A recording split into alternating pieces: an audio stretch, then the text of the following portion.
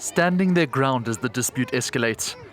On Friday, the United Nations not only condemned Ethiopia's decision to expel 7 of its officials, but informed the country's government that it had no legal right to do so.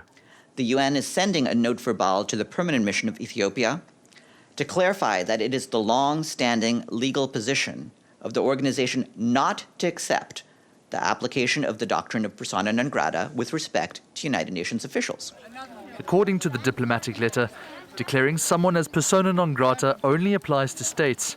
And since the UN is not a state, this position doesn't concern the organization's personnel. Ethiopia announced the expulsions earlier on Thursday, blaming the 7 officials for meddling in the country's affairs while giving them just 72 hours to leave. It is critically important that the humanitarian operation continues, and it does. We have a very high number of people in very urgent need in Tigray. In fact, 5.2 million people up there are in urgent need of assistance.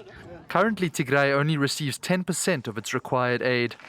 While government has blamed the opposing Tigray People's Liberation Front for stalling deliveries, the UN has increasingly criticized Prime Minister Abiy Ahmed's administration for being responsible.